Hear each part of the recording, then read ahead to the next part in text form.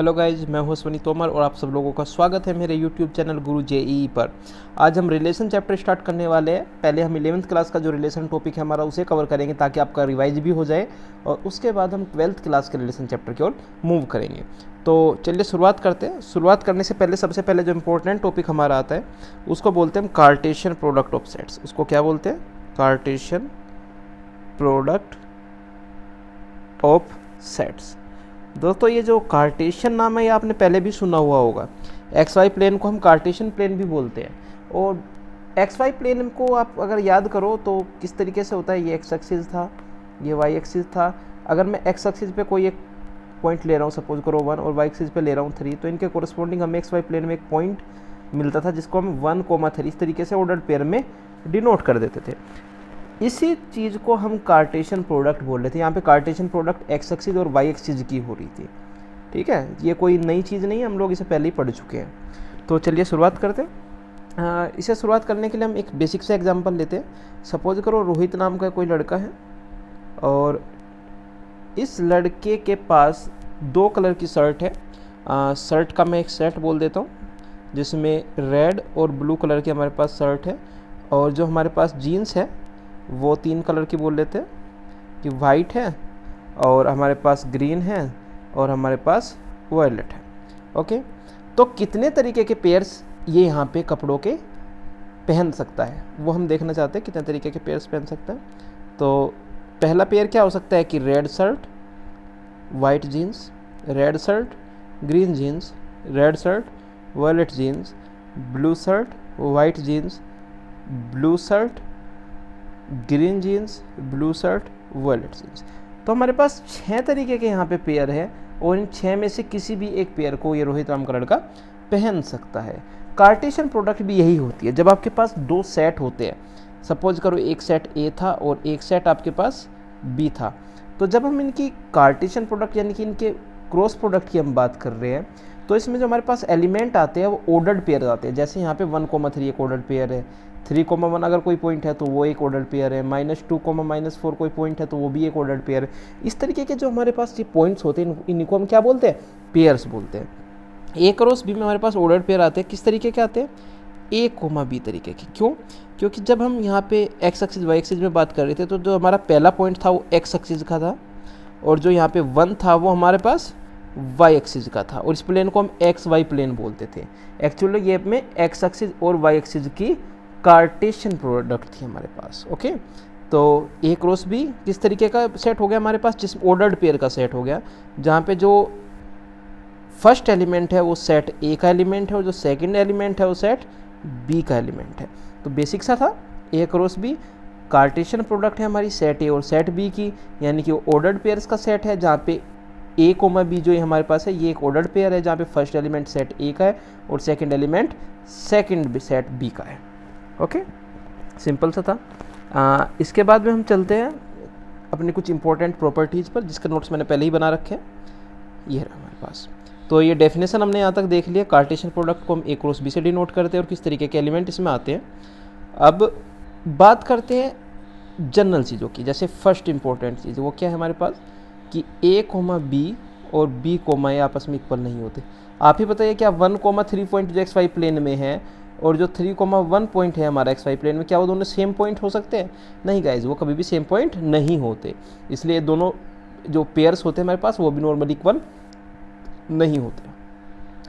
Second important चीज़ जो हमारी है वो है हमारी, क्या ए क्रॉस बी और बी क्रॉस ए आपस में इक्वल होते हैं? नहीं। ए क्रॉस में बी में जो हमें ऑर्डर्ड पेयर मिल रहे हैं वो ए कोमा बी की तरीके के मिल रहे हैं, जबकि बी क्रॉस ए में जो ऑर्डर्ड पेयर मिल रहे हैं हमें बी कोमा ए के तरीके के मिल रहे हैं। और अभी हमने फर्स्ट पॉइंट में दिखाया कि वो आपस में इक्वल नहीं होते हैं। ठीक है, तीसरी बात करते हैं हम नंबर ऑफ एलिमेंट्स की, कि ए क्रॉस बी में नंबर ऑफ एलिमेंट्स कितने होते हैं। तो अभी हमने एक एग्जाम्पल देखा था।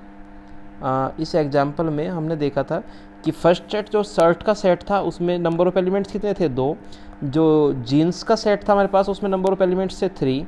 और जब हमने इनके क्रॉस प्रोडक्ट की यानी कि जब हमने इनके पेयर्स की बात करी तो नंबर ऑफ एलिमेंट्स कितने थे? 1, 2, 3, 4, 5, 6 एलिमेंट थे। It means number of element in A cross B equal to number of elements in set A multiplied by number of elements in set B। Okay, तो यही point मैं दोबारा यहाँ पे लिख रहा हूँ ताकि आप लोगों को रिमेंबर रहे, ये इंपॉर्टेंट पॉइंट है। Number of elements in A cross B equal to number of element in set A multiplied by number of element in set B. Fourth है हमारे पास कि अगर ए और बी में से कोई सेट हमारा नल सेट है, इफ़ ए और B is a null set, इन दोनों में से कोई भी एक सेट हमारा कैसा है, नल सेट है, तो number of elements in A cross B कितने होंगे, number of elements in A cross B होंगे 0, कोई भी एलिमेंट नहीं होगा। और उस टाइम पे जो ए क्रॉस बी सेट है वो कैसा सेट हो जाएगा, एम्प्टी सेट हो जाएगा। फिफ्थ क्वेश्चन हो सकता है कि अगर ए और बी में से कोई भी एक कैसा सेट है, इनफाइनाइट सेट है, तो उस टाइम पे number of elements in A cross B कितने होंगे, तो गाइज वो भी हमारे इनफाइनाइट पॉइंट्स होंगे। ओके, इसके बाद हम कुछ नोट करते हैं।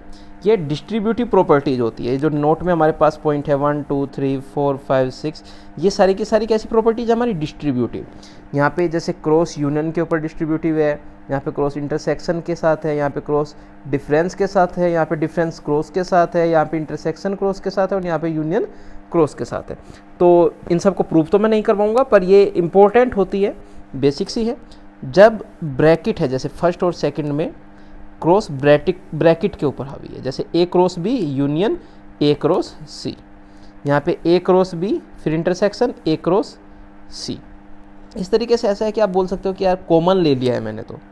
ओके, जैसे इस वाले में जब यहाँ पे ब्रैकेट से पहले जब क्रॉस है तो A cross B minus A cross C, bracket के बाद भी जब क्रॉस है तो भी कोई फर्क नहीं पड़ रहा, A cross C minus B cross C, A cross C intersection B cross C, यहाँ पे भी A cross C union B cross C. ये 6 की 6 प्रॉपर्टी याद रखने लायक नहीं है, मोस्टली यूज नहीं होती है, बट फिर भी अगर आप इनको रट्टा नहीं मारना है, आप देखते ही समझ जाओगे कि हाँ भाई ये प्रॉपर्टी मैं यहाँ पे यूज कर सकता हूँ। हमारे पास एक एग्जाम्पल है, अभी एग्जाम्पल में हमें क्या दिया हुआ है, सेट ए दे दिया है भाई 2,5, सेट बी दे दिया है हमें 3,4,7, और सेट सी दे दिया है हमें 3,4,8। तो हमें क्या क्या बताना है, हमें बताना है ए क्रॉस बी क्या होगा, बी क्रॉस ए क्या होगा, ए क्रॉस ए क्या होगा, और उसके बाद में हमें वेरीफाई भी करना है कुछ। वेरीफाई में फर्स्ट वेरीफाई करना है A cross B minus C equal to A cross B minus A cross C. Second में वेरीफाई करना है A cross B union C equal to A cross B union A cross C. चलिए जो verify करना है वो बाद में करेंगे, पहले सिंपल प्रोडक्ट लिख लेते हैं। तो चलिए शुरुआत करते हैं फर्स्ट की, ए क्रॉस बी, ए और बी की क्रॉस प्रोडक्ट में हमारे पास कैसे सेट आते हैं, ऑर्डर्ड पेयर आते हैं, यानी कि 2 की 3 के साथ मल्टीप्लाई, 2 की 4 के साथ, 2 की 7 के साथ, उसके बाद में 5 की 3 के साथ, 5 की 4 के साथ, 5 के 7 के साथ। लिख देता हूँ मैं यहाँ पे 2,3, 2,4, 2,7, 5,3, 5,4, और नेक्स्ट एलिमेंट आ गया हमारे पास 5,7। तो A cross B is the set of all ordered pair of the form of A comma B where A belongs to set A and B belongs to set B. उसके बाद बात करते हैं second है हमारा बी क्रॉस ए,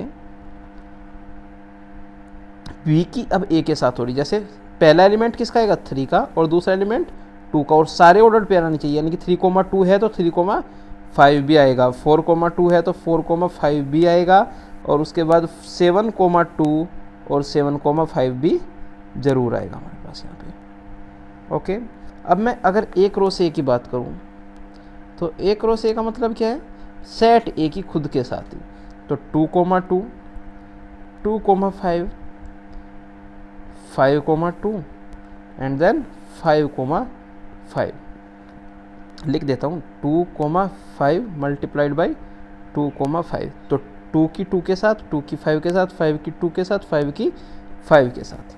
ठीक है, अभी वेरीफाई कर लेते हैं नंबर ऑफ एलिमेंट्स वाली प्रॉपर्टी। जब ए और बी की प्रोडक्ट में टोटल नंबर ऑफ एलिमेंट कितने हैं, 6 है, ए में 2 एलिमेंट थे और बी में 3 थे, वेरीफाई हो रही है भाई। ठीक है, तो तीनों क्वेश्चन के आंसर तो यहाँ पे मिल गए। अब जो हमें वेरीफाई करना था वो लिख लेते हैं। वो क्या करना था हमें, A cross B minus C equal to A cross B minus A cross C. एक बार देख लेते हैं। हाँ जी हाँ, मैं यही वेरीफाई करना था फर्स्ट क्वेश्चन में, करते हैं। सबसे पहले बी माइनस सी सेट निकाल लेता हूँ मैं, बी माइनस सी, बी माइनस सी, बी के वे एलिमेंट जो सेट सी में नहीं है, 3 सेट सी में था, 4 सेट सी में था, 7 एक ऐसा एलिमेंट है सेट बी में जो सेट सी में नहीं है। तो बी माइनस सी में क्या है हमारे पास, सिर्फ 7 आया है। उसके बाद ए क्रॉस बी तो हमने निकाल ही रखा है, ये रहा भाई हमारा यहाँ पे। और फिर ए क्रॉस सी हमने नहीं निकाला है, तो ए क्रॉस सी भी हम पहले ही निकाल लेते हैं। ए और सी की कार्टेशियन प्रोडक्ट यानी कि 2,3, 2,4, 2,8, 5,3, 5,4, 5,8। इस तरीके से हमने कार्टेशियन प्रोडक्ट ए और सी की भी कर ली। अब लेफ्ट हैंड साइड को वेरीफाई करते हैं, जहाँ पे ए की कार्टेशियन प्रोडक्ट बी माइनस सी के साथ करनी है। सेट ए था हमारे पास 2,5 और सेट बी माइनस सी था हमारे पास सिंगलटन सेट 7। क्रॉस प्रोडक्ट करते हैं तो हमें क्या मिल रहा है, 2,7, 5,7। अब ए क्रॉस बी यहाँ पे था, ये रहा हमारा, ये हमारे पास क्या है, ए क्रॉस बी है। ए क्रॉस सी हमारे पास ये है। अब देखते हैं ए cross B minus A cross सी, मतलब ए क्रॉस बी के वे एलिमेंट जो ए क्रॉस सी में नहीं है। 2,3 यहाँ पे भी है, यहाँ पे भी है। 2,4 यहाँ पे भी है, यहाँ पे भी है।